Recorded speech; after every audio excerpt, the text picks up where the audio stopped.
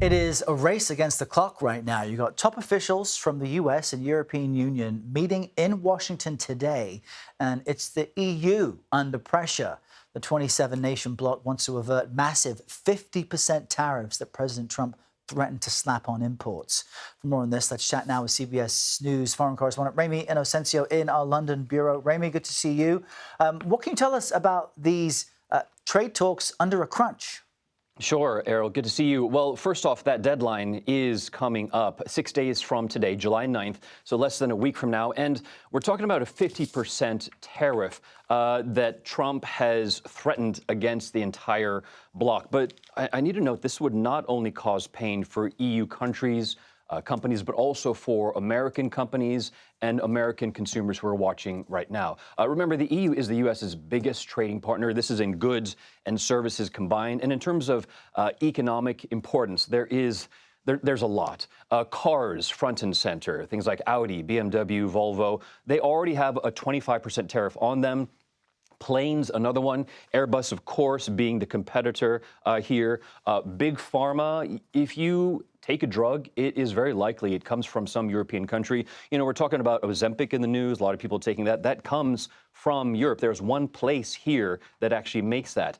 Steel also, the machines it goes into, like fridges, washing machines, and higher-end items, if you like those, maybe if you can afford those during this inflationary time, things like French champagne, Italian cheese would get even more expensive. So if Americans would like to pay higher prices, then that is what they would get. For context, Trump, we know, has blasted the EU, claiming that it was established to screw the U.S. But really, if he goes through these 50% tariffs, analysts are basically saying that he'll also screw U.S. companies and consumers too. But of course, there's the real possibility, and we've already seen this happen before, right, Errol, that he could walk this back, and this 50% could land somewhere between 50% and potentially no tariff at all. But, you know, there's probably going to be something in between, unless if something goes off the rails and it goes even higher. Yeah, it's folks watching now, the customers and consumers, that pay the impact of the tariffs. In our last moment, Ramy, the president did announce a deal with Vietnam on trade. What's inside that agreement? Yeah, and this could be a sign of things to come that we were just talking about there. Trump's initial threat was a 46% tariff on Vietnamese exports to the U.S. He says that has now fallen by more than half to 20%. And that'll take off some of the pressure on Vietnam, but still, 20% is still a lot of pressure. The country's biggest exports, you know, we've seen them on our own tags, for example, on our shirts and on our shoes, like Nike and Adidas, also telecoms equipment, computers and furniture.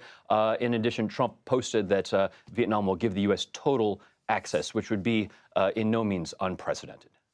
All right, Ramy Inocencio with the latest on something that impacts all of us, joining us from London. Ramy, thanks. Yeah, you bet.